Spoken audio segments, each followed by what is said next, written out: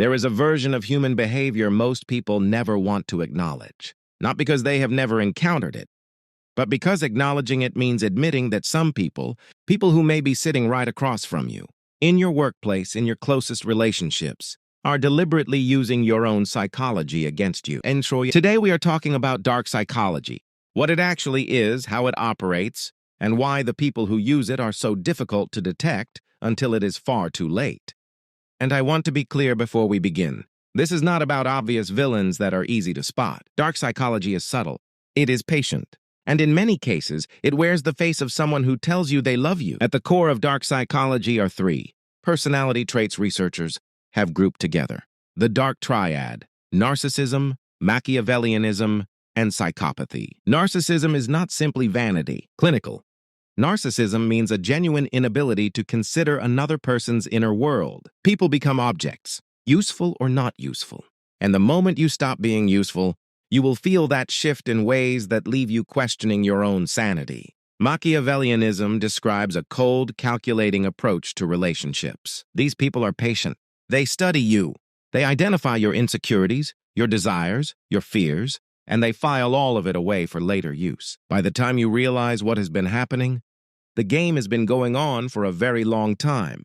Psychopathy is the most misunderstood of the three. Most people imagine a violent criminal, but the research tells a different story. At its core is a reduced capacity for empathy combined with extraordinary charm. A psychopathic individual does not experience guilt the way you do. They do not lie awake replaying the hurt they caused. And that absence of internal consequence makes them dangerous, in ways most people never see coming. Now here is where it gets uncomfortable, because these people are often the most charming people in the room. They make you feel, at least in the beginning, more seen and understood than you have ever felt in your life. This is called love bombing, an overwhelming flood of attention and affection designed to attach you quickly and deeply. But love bombing is not love.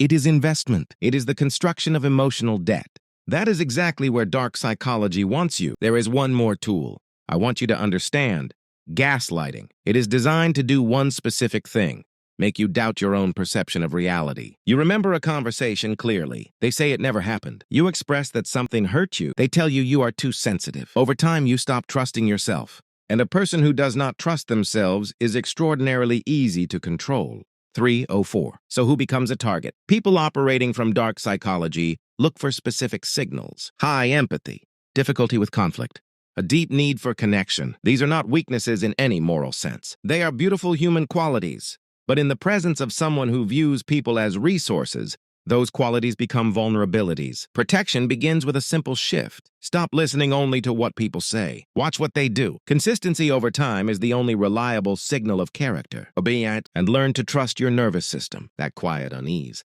that sense that something is slightly off, that feeling of walking on eggshells around someone who claims to love you. These are not anxiety. They are data. Understanding dark psychology is not about becoming paranoid. The vast majority of people around you are not operating this way, but some are.